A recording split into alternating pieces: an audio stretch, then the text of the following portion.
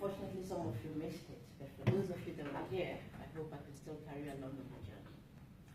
In body language versus personality, I mentioned that communication as a whole was made up of 7% vocal words, 55% your body language, and 38% the tone of your voice. In that speech, we looked at the 55%, which is your body language, and then compared that with your personality. Today, let's look at the 38%, the tone of your voice, looking at one word, emphasis. Emphasis, put simply, is the stress attached to a particular word or a group of words to indicate a specific meaning, to give it an additional meaning.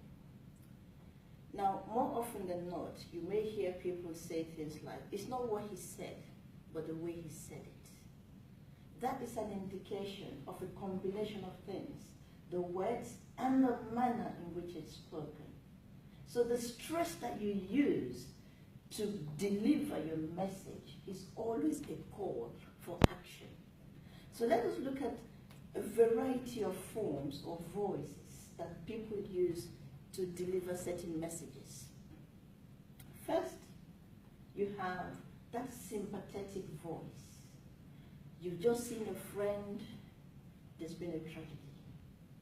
And the first thing you do is, oh my God, I'm so sorry to hear about your loss. I'm so sorry that that happened. If there's anything I can do, please let me know.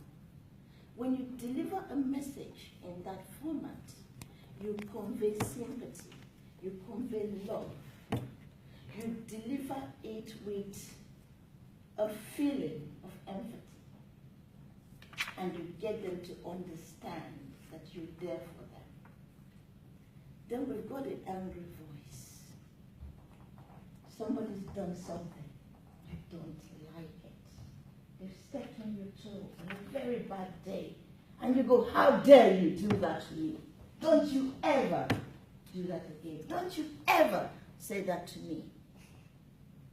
When you say that, what do? You send shivers down the spine of that person. You put them instantly in a position where they either fight or flee. Or they may want to defend themselves. But they've got one split second to make that decision whether or not they will challenge you.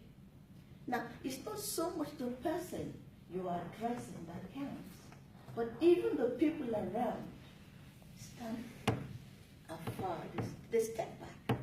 They look. What is he going to do next? I was on the train last summer, and this man, somebody was rubbing off on him. He was sitting on the aisle seat, packed train, 8:30 in the morning, and he said, move, or I will move you. And everybody thought, okay. Okay, we will all move, don't you worry. Don't just move it, we'll go. And we all held ourselves braced for the worst that could possibly happen until we got to the next stop. And we all moved. I did not need to come off at that stop, but I actually gave him more space. Then we look at the authoritative voice. You're a project manager. You've got a deadline.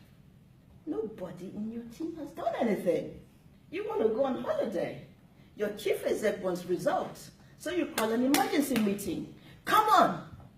I need this done today. I need it now. Get your acts together or else. And what happens? What have you just done there? Penalty. Consequences. If you don't do this, there is danger. Something is going to happen. What is at stake? Promotion? Bonus?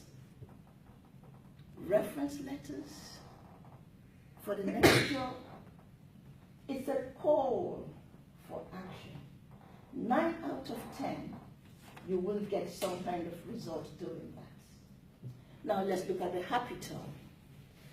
Maria just walks in, chocolate in hand, smiling, and we're all wondering, what is wrong with Maria? She's so happy. She's blushing. And she says, Guys have just won the lottery. We clap around her, we want to share. And call for action, we are giving love. We are receiving love. The excitement, the euphoria is electrifying. But you understand what I'm saying? It all starts from within. Your mood, your emotions, your body language, the tone of your voice is all linked to whatever situation you are in and what you're doing at that particular time. So as in body language and personality, they are all intertwined. Always remember that a man is as good as the situation they find themselves in that particular moment in time. Because all of these qualities I've just described are all embedded within us. And they come out involuntarily, depending on the circumstances.